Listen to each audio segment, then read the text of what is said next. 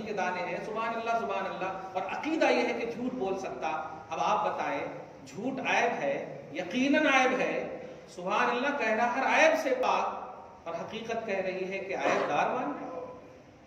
اللہ، یہ سینہ نبی کی محبت کا مدینہ ہے، ہم سبحان اللہ بولتے ہیں تو یقیناً ہر عیب سے پاک ہے، جھوٹ سے پاک ہے، فسق سے پاک ہے، ہر عیب سے پاک ہے، اسی پر قائم ہے، سبحان کو سے پاک۔ لتکون موصلۃ الی الحق الیہ سبحانہ، وہ آیتیں جس کو اللہ نے محکم فرمائی، وہ آیتیں ایسی ہیں جو اللہ سبحانہ کی طرف موصل ہیں۔ اب موصل پریشان عراق مت جائیے گا، ایک شہر ہے موصل، مگر وہ موصل عربی ہے، موصل بولتے ہیں پہنچانے والے، میم واو صاد لام، تو لتکون موصلۃ، یہ آیتیں پہنچانے والی ہیں، الیہ سبحانہ، اللہ پاک کی طرف۔ دھیان دیجیے، اللہ پاک کی طرف یہ آیتیں پہنچانے والی ہیں، جن آیتوں کو اللہ نے محکم فرمائی۔ اب آگے کے جو جملے ہیں وہ ایمانی، لمن تمسک بہا، یہی ہے اصل آج کا خصوصی عنوان، کن کو پہنچائے گی، یہ ہے اصل۔ بے پناہ تکلیف ہوتی ہے، اور اس پر بھی اب آپ ریمارک کریں گے تو غلط ہے، تکلیف تو دل سے تعلق رکھتا ہے، بس دل آپ کے پاس تو میرا نہیں ہے، تو پھر تکلیف ہوتی ہے تو یہ تو ہونے دیجیے مجھ کو اچھے سے۔ تکلیف اس وقت زیادہ ہوتی ہے جب یہ کہا جاتا ہے کہ میں بہت اللہ سے پیار کرتا ہوں، مجھے اللہ بہت پسند ہے، یعنی صرف جو اونلی کا عقیدہ رکھتے ہیں رکھیں، لیکن یہ ڈویژن کے آئینے میں، تفریق کے آئینے میں جو عقیدہ رکھتے ہیں، کھول کر کے جملہ کہہ دو کہ رسول اللہ کو اللہ سے جدا کرنے کا عقیدہ یہ یہودی عقیدہ ہے۔ اب آپ کو اگر کہیں گے تو یہ ہماری ایکٹیویٹی نہیں ہے، پارہ نمبر 6 میں آپ دیکھیں گے فرسٹ پیج میں اللہ سبحانہ فرماتا ان الذین یکفرون باللہ ورسلہ ویریدون ان یفرقوا بین اللہ ورسلہ، کہ وہ لوگ جو اللہ اور اس کے رسول کے درمیان فرق کرتے ہیں۔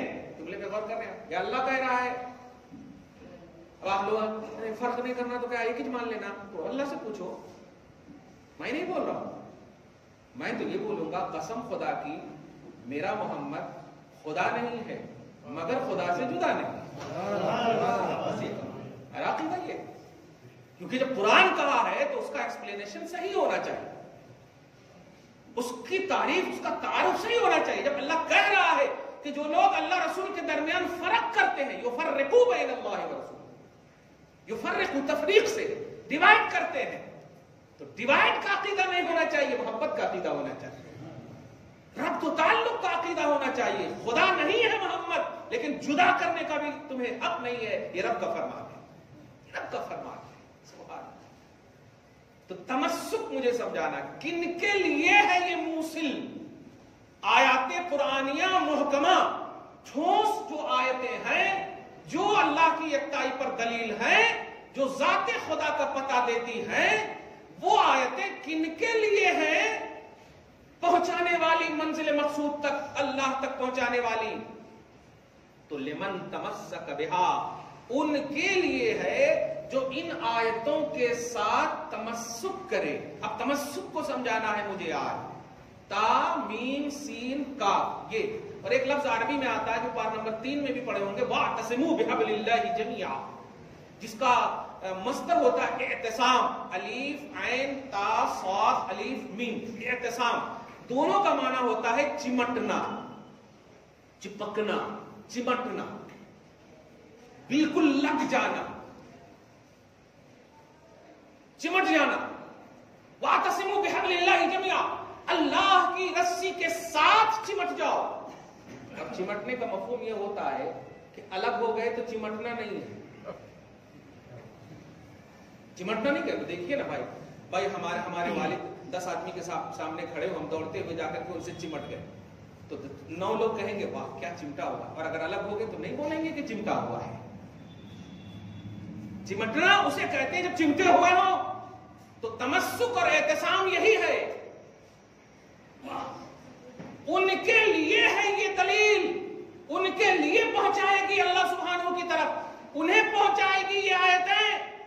کو تمسک کا ملکہ حاصل ہو، جو قرآن سے چمٹا ہوا ہو، قرآن سے ہٹ کر کے، نوٹ کیجئے گا، قرآن سے ہٹ کر کے اللہ تک نہیں پہنچ سکتے، قرآن سے چمٹا ہوا ہو۔ مجھے وہ اہل بیت کا وہ عنوان یاد آتا ہے، نبی صلی اللہ علیہ وسلم فرماتے ہیں کہ قرآن اور میرے اہل بیت ایسے ہیں دونوں، ایسے ہیں دونوں، اور اتنے دونوں چمٹے ہوئے ہیں ایک دوسرے کے ساتھ کہ یہاں تک کہ دنیا تو دنیا، حوض کوثر پر بھی دونوں ساتھ ساتھ ملیں گے۔ کیا کہنا ہے، سبحان اللہ۔ دیکھیے شہید تو اسلام میں بہت ہوئے ہیں، لیکن جب شہادت کا عنوان حسین کے حوالے سے پیش کرتے ہیں تو قرآن کی وہ آیت ضرور پیش کرتے ہیں۔ حالانکہ وہ آیت جو ہے حضور صلی اللہ علیہ وسلم کے زمانے میں اتری ہے، لیکن آج ہر خطیب، ہر واعظ حضرت امام حسین کی شہادت کے عنوان سے پیش کرتے ہیں، لا تقولوا لمن یقتل فی سبیل اللہ اموات۔ جانتے ہیں یہ خدا کی قدرت ہے، نبی کا معجزہ ہے۔ اتری ہے امیر حمزہ کے لیے، اتری ہے شہدائے بدر و حنین کے لیے، لیکن قرآن کے ساتھ جو چمٹتا ہے قرآن اس سے الگ نہیں ہونے دیتا۔ سارے عنوانات کو سمٹ کر کے لا کر کے دے دیا شہید اعظم کی بارگاہ میں۔ اس سے انکار نہیں ہے پیارے کہ ان کے لیے یہ نہیں اتری ہے، لیکن جو اہل بیت خصوصاً امام حسین نے جو تعلق بالقرآن اور ربط بالقرآن کا عنوان دیا ہے، رہتی دنیا تک کوئی عنوان نہیں دے سکتا ہے، کوئی عنوان نہیں دے سکتا ہے۔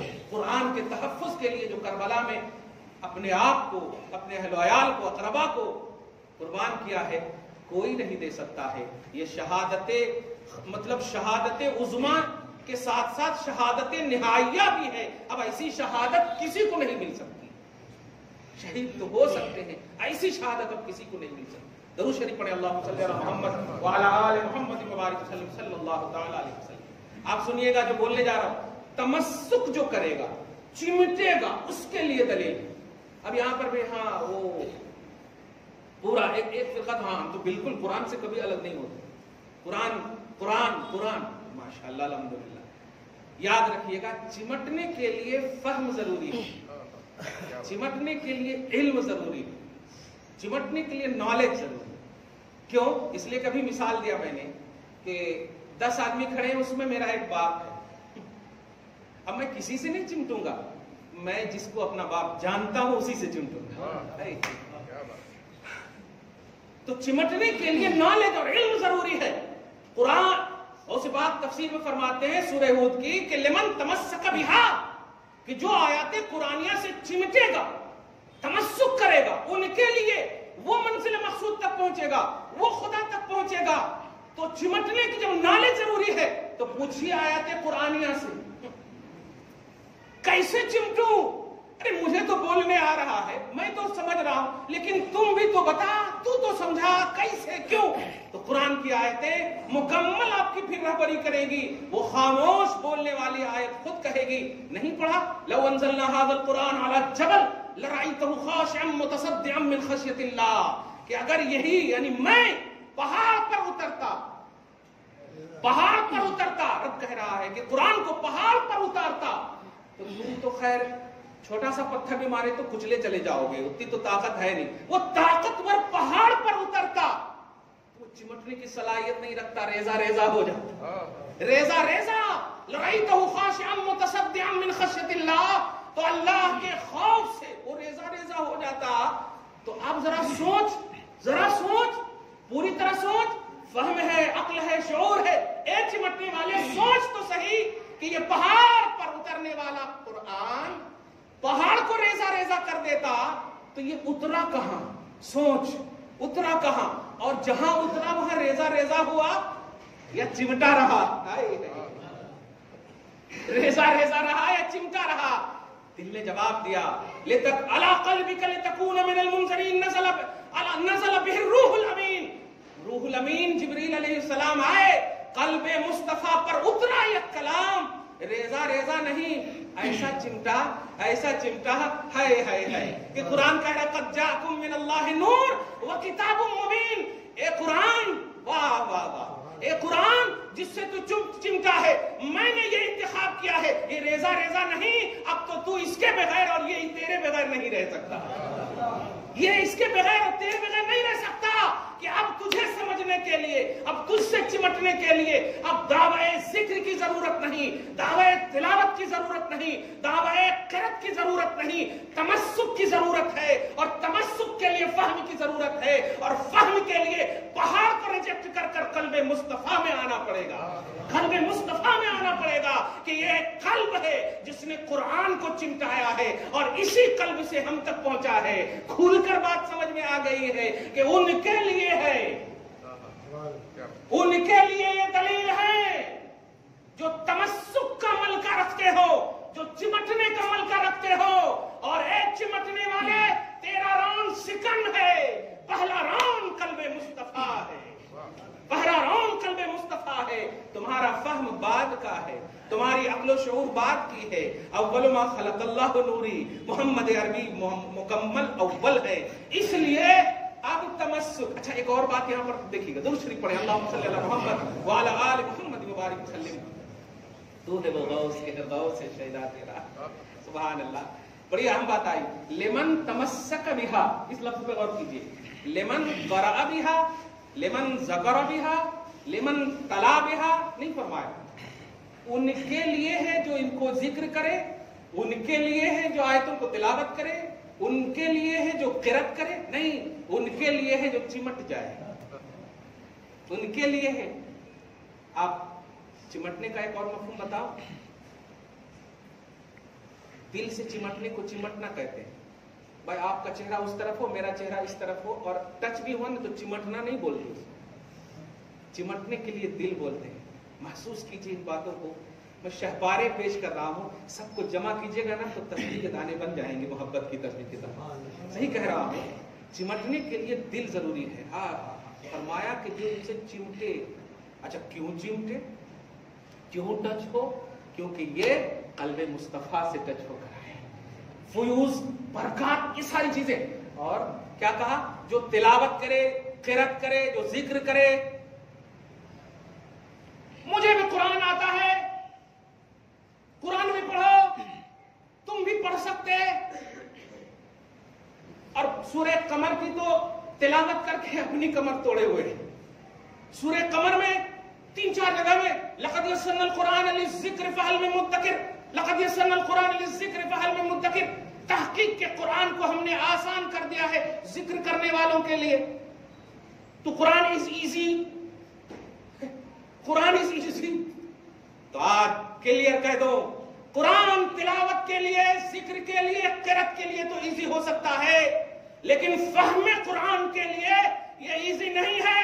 اس کے لیے تمسک درکار ہے، اس کے لیے نبی کا قلب محسوس کرنے کی ضرورت ہے۔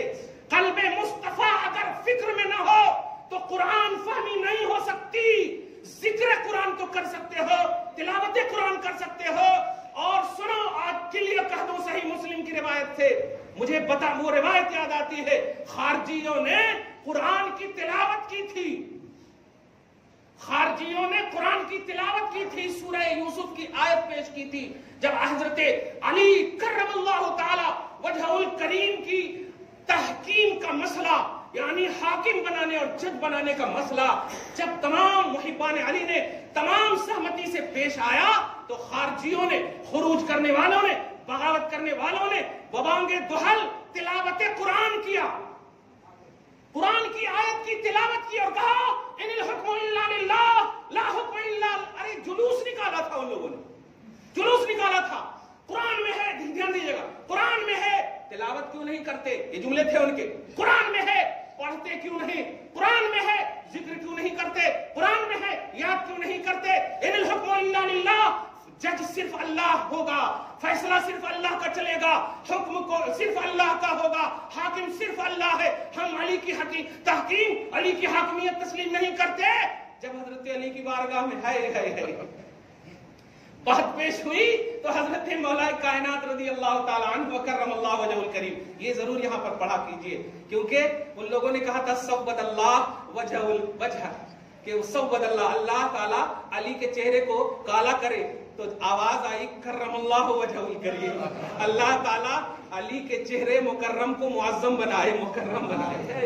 ارے جن کے چہرے کی نسلوں کے چہرے کو دیکھو تو کیا کہنا ہے، خالی چومنے ہی کا من کرتا ہے یار، سارا ٹینشن ختم ہو جاتا ہے آل رسول کو دیکھنے کے بعد۔ تو حضرت علی تک جب بات پہنچی کہ ان الحکم الا للہ، ذکر قرآن کی بات کی جا رہی ہے، تلاوت آیت کی بات کی جا رہی ہے، قرأت قرآن کی بات کی جا رہی ہے، اور ان کے چاہنے والے کہہ رہے ہیں قرآن کی آیت ہے علی، اب کیا کرنا؟ کہا کلمۃ حق ارید بہا الباطل۔ کیا جامع جملہ تھا، اور یہ واقعی باب العلم ہی کہہ سکتا ہے، باب العلم ہی کہہ سکتا ہے۔ نوٹ کیجئے گا، کہتے ہیں کہ وہ جو کہہ رہے ہیں نا، کہنے والے حق نہیں ہے، لیکن جو کہہ رہے ہیں وہ حق ہے، کہہ رہے ہیں وہ حق ہے۔ ارید بہا الباطل، کلمہ حق ہے لیکن مراد غلط ہے، کیونکہ کلمہ تلاوت تو ہے، تمسک نہیں ہے۔ اگر اس کلمے کی گہرائی نبی کے قلب سے سمجھی جاتی، اس کلمے کے فہم و ادراک کے لیے بیس نبی کو سمجھا جاتا، تو فہم ضرور سمجھ میں آتا اور نظر آتا۔ انا مدینۃ العلم وعلی بابھا، انا مدینۃ العلم وعلی بابھا، اور نظر آتا فلا وربک لا یؤمنون حتی یحکموک فیما شجر بینہم۔ اے حبیب، آپ کے رب کی قسم، یہ ہو ہی نہیں سکتے ہیں مومن جب تک کہ آپ کو جج نہ مان لے، جب تک کہ آپ کو جج نہ مان لے۔ اور نبی کا جج ہونا یہ اللہ کے لیے کیا مخالفت ہے یا اللہ کے خلاف ہے؟ تو جب نبی جج ہو سکتے ہیں تو ان الحکم الا للہ کا کانسیپٹ سمجھے نہیں ہے۔ حاکم اللہ ہے، بے شک ہے، لیکن وہ حاکم جسے حاکم بنا دے وہ بھی حاکم ہو سکتے ہیں۔ خدا حاکم ہے، بے بنے، وہ اللہ اپنی ذات میں حاکم ہے، وہ جج اپنی ذات میں حاکم ہے، وہ احکم الحاکمین ہے، اسے کسی نے حاکم نہیں بنایا، اور نبی کو حاکم اللہ نے بنایا، علی کو حاکم اللہ نے بنایا۔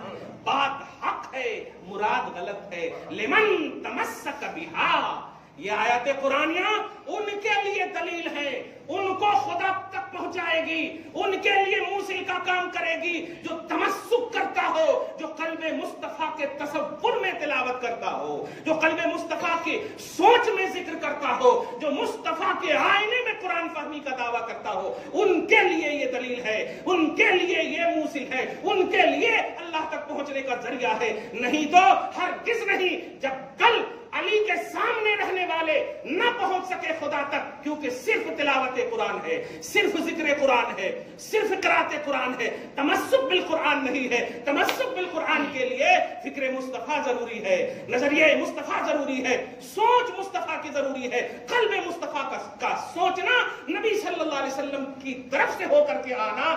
پھر آپ جانتے ہیں، اگر آپ مطلب ڈکشنری نہیں بھی دیکھیں گے نا تو نور مصطفیٰ آپ کو ایسے ہی دکھا دے گا سب۔ ورنہ بتائیں صحابہ کرام کون سا ڈکشنری تلاشتے تھے اگر کوئی معنی گڑبڑ، مطلب گڑبڑ تو نہیں بولتے، اگر معنی سمجھ میں نہ آئے۔